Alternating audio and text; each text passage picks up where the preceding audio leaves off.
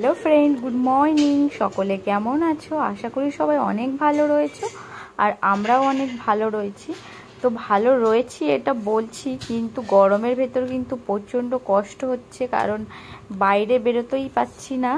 তো যাই হোক, বাড়িতে মানে ঘরে বসে অনেকটা ভালো আছি। আর তোমাদের সবাইকে বলবো তোমরাও ঘরে থাকো। প্রচণ্ড রোদে কিন্তু আমাদের সবারই সবারই বাইরে বেরোনো খুব কষ্টকর হয়ে উঠেছে। তো এই গরমের হাত থেকে বাঁচার জন্য কিন্তু আমাদের খাবারটা একদম বুঝে শুনে খাওয়া উচিত, কারণ এই গরমের ভেতর কিছু মশলা জাতীয় কিছু খেলেই কিন্তু সবার শরীর অসুস্থ হয়ে পড়বে, আর রোদে গেলে তো সবাই ডিহাইড্রেশনে ভুগবে।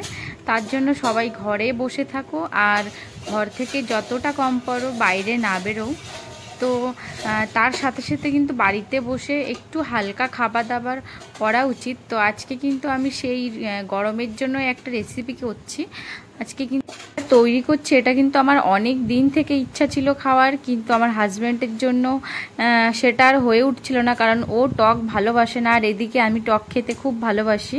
তো ওর জন্য রান্না করতে পারছিলাম না। আজকে কিন্তু আমি যেটা রান্না করছি তেঁতুল আর পুঁটি মাছ, তেঁতুল পুঁটি মাছের একটা রেসিপি।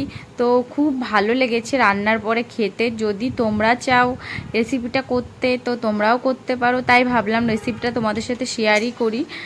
তো প্রথমে কিন্তু আমি মাছগুলোকে ভালো করে বেছে নিয়ে লবণ হলুদ দিয়ে, এই যে দেখছো, ভালো করে কড়া করে একটু ভেজে নেব, কারণ পুঁটি মাছ একটু কড়া না ভাজলে খেতে সেই টেস্টটা লাগে না। আর এই মাছগুলো কিন্তু বেশ ভালোই টাটকা ছিল, যদিও আমাদের বাড়িতে কিন্তু এত ছোট মাছ বেশি আনা হয় না, কারণ আমার টাইম একদম কম থাকে হাতে, যে সময় করে মাছ বেছে তারপরে রান্না করার। তো অনেক দিন পরে আজকে ভাবলাম যে তেমন কোনো কাজ নেই, আর আজকে মাছগুলো এসেছিল বাড়িতে, তাই ছোট মাছ রেখে দিলাম। রেগুলার তো আর রাখা হয় না, কারণ মাছ কোটার জন্যই কিন্তু এই মাছগুলো রাখতে চাই না, কারণ অনেক সময় লাগে এইগুলো পরিষ্কার করতে, আর আমার হাতে এত সময়ও থাকে না, পার্লারে বেরিয়ে যেতে হয়। তো অনেক দিন বাদে এত ছোট মাছ খাচ্ছি, আর ছোট মাছ খেতে কিন্তু আমার বরাবরই ভালোই লাগে, শুধুমাত্র সময়ের অভাবে সেইভাবে খাওয়া হয়ে ওঠে না। আর ভালো মাছ সেরকম পাওয়াও যায় না এখন, আর অত সকালে আবার বাজারেও যায় না, যার জন্য আর ছোটো মাছ কপালে জোটে না। আজকে অনেক দিন পরে এসছে, তো আজকে ভাবলাম যে যাই বলুক, যদি ইচ্ছা হয় আমার হাজব্যান্ড না খাক, কিন্তু আজকে আমি এই রেসিপিটা করবই, কারণ অনেক দিন থেকে ইচ্ছা ছিল খাওয়ার। তো দেখো, এই যে আমি তেল নিয়ে গরম করে প্রথমে একটু সর্ষে ফোড়ন দিয়ে আর শুকনো লঙ্কা দিয়ে, তেঁতুলটা আমি আগে থেকে দেখালাম গুলে রেখেছিলাম, মানে ভালো একটু জলে ভিজিয়ে রেখে তারপরে সেটা চটকে ভালো করে পেস্ট তৈরি করে রেখেছিলাম, সেটাই কিন্তু আমি ফোড়নের ওপরে দিয়ে একটু লঙ্কার গুঁড়ো আর একটু ধনে গুঁড়ো জিরে গুঁড়ো দিয়ে সেটা কিন্তু ভালো করে কষিয়ে নিয়েছি।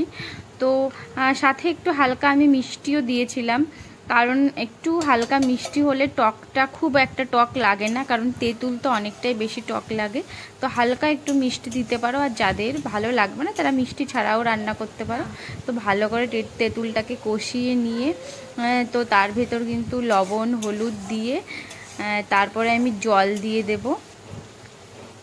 আর এটা কিন্তু রান্নার পরে খুব ভালো লেগেছিল খেতে, আর গরমের সময় কিন্তু একটু টক খাওয়া ভালো, আর টক খেতে আমার বরাবরই অনেকটা ভালো লাগে, কিন্তু এখন আর সেভাবে টক খেতে পারি না। বিয়ের আগে প্রচুর পরিমাণে টক খেতাম, মানে বলতে পারো টক ছাড়া ভাতই খেতে পারতাম না, এরকম একটা ব্যাপার ছিল, মানে যে কোনো একটা টক আমার লাগতোই। কিন্তু এখন সেভাবে আর খেতে পারি না, কারণ এই বাড়িতে এসে কেউ টক পছন্দ করে না, বিশেষ করে আমার হাজব্যান্ড, ও টক একদম পছন্দ করে না, যার জন্য আমার আরও খাওয়া হয় না। এই যে, আর রেসিপিটা কিন্তু তোমরা বাড়িতে অবশ্যই তৈরি করে আমাকে জানিও তোমাদের খেতে কেমন লাগলো। আর শেষ পর্যন্ত কিন্তু আমার হাজব্যান্ডও এটা খেয়েছিল আর বলেছিল খুব সুন্দর হয়েছে, তো পুরোটাই শেষ করেছিল, অনেকটা খেয়েছে। আর আমার চ্যানেলে যারা নতুন বন্ধুরা রয়েছে তাদেরকে বলবো তোমরা চ্যানেলটাকে সাবস্ক্রাইব করে রেখো, যাতে পরবর্তী ভিডিওর নোটিফিকেশানটা পেয়ে যাও। আর এর আগের ভিডিওতে তোমরা আমাকে এত সাপোর্ট করেছো, এত ভালোবাসা দিয়েছো, সত্যি বলতে কি এখন কিন্তু আমার ভিডিও বানানোর আরও আগ্রহটা বেড়ে গেছে তোমাদের জন্য। আর তোমরা যদি এভাবে আমাদের পাশে থাকো তাহলে কিন্তু আমরা আরও এগিয়ে যাব। সবাইকে অনেক ধন্যবাদ আমাদের পাশে থাকার জন্য।